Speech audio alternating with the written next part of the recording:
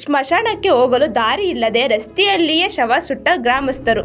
ಹೆಬ್ಬಾಳಹುಂಡಿ ಗ್ರಾಮದ ಸತೀಶ್ ಎಂಬ ಯುವಕ ಮೃತಪಟ್ಟಿದ್ದ ಹಿನ್ನೆಲೆ ಮೃತ ವ್ಯಕ್ತಿಯ ಅಂತ್ಯ ಸಂಸ್ಕಾರಕ್ಕೆ ಸಿದ್ಧತೆ ಮಾಡಿಕೊಂಡು ಸ್ಮಶಾನಕ್ಕೆ ತೆರಳಲು ಜಾಗ ಬಿಡುವಂತೆ ರೈತನಲ್ಲಿ ಗ್ರಾಮಸ್ಥರು ಮನವಿ ಮಾಡಿಕೊಂಡಿದ್ದಾರೆ.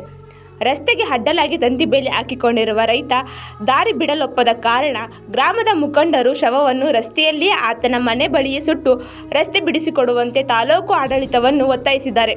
ಪೂರ್ವಿಕರ ಕಾಲದಿಂದಲೂ ಗ್ರಾಮದ ಸ್ಮಶಾನ ದನಕರುಗಳು ಕುಡಿಯಲು ಕೆರೆ ಕಟ್ಟೆ ಹಾಗೂ ಜಮೀನುಗಳಿಗೆ ತೆರಳಲು ಬಯಸುತ್ತಿದ್ದ ರಸ್ತೆಗೆ ಅಡ್ಡಲಾಗಿ ರೈತನೋರ್ವ ತಂತಿ ಬೇಲಿ ಹಾಕಿಕೊಂಡಿದ್ದು ಆಕ್ರೋಶಗೊಂಡ ಗ್ರಾಮಸ್ಥರು ರಸ್ತೆ ಬದಿಯಲ್ಲಿ ಆತನ ಮನೆಯ ಸಮೀಪವೇ ಶವ ಸುಟ್ಟು ಸಂಸ್ಕಾರ ಮಾಡಿದ್ದಾರೆ. ಇಂದಿನಿಂದಲೂ ಇದೇ ಜಾಗದಿಂದ ಸ್ಮಶಾನ ಜಾಗಕ್ಕೆ ತೆರಳುತ್ತಿದ್ದರು.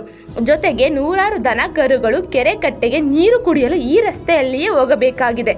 ಆದರೆ ಕಳೆದ 20 ದಿನಗಳ ಹಿಂದೆ ಗ್ರಾಮದ ರೈತ ಅಂದಾನಿಗೌಡ ಎಂಬುವವರು ಈ ರಸ್ತೆ ಜಾಗ ತಮಗೆ ಸೇರಿದ್ದೆಂದು ರಸ್ತೆ ಅಡ್ಡಲಾಗಿ ತಂತಿ ಬೇಲಿ ಹಾಕಿ ತಡೆದೊಡ್ಡಿದ್ದಾರೆ. ಇದರಿಂದ ಗ್ರಾಮಸ್ಥರು ಆಕ್ರೋಶ ವ್ಯಕ್ತಪಡಿಸಿದ್ದಾರೆ.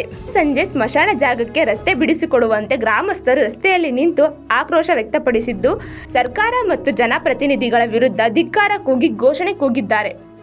ಸಂಬಂಧಪಟ್ಟ ಅಧಿಕಾರಿಗಳು ಸ್ಮಶಾನ ಜಾಗದ ರಸ್ತೆ ಬಿಡಿಸಿ ಕೊಡದಿದ್ದರೆ ಮುಂದೆ ಯಾವುದೇ ವ್ಯಕ್ತಿ ಸತ್ತರೂ ತಾಲೂಕು ಕಚೇರಿ ಮುಂದೆ ಶವ ಸಂಸ್ಕಾರ ನಡೆಸುವ ಎಚ್ಚರಿಕೆ ನೀಡಿದ ಗ್ರಾಮಸ್ಥರು ಇಡೀ ಊರಿಗೆ ಒಬ್ಬ ರೈತನಿಂದ ತೊಂದರೆಯಾಗುತ್ತಿರುವುದು ಎಷ್ಟರ ಮಟ್ಟಿಗೆ ಸರಿ ಎಂದು ಪ್ರಶ್ನಿಸಿದ್ದಾರೆ.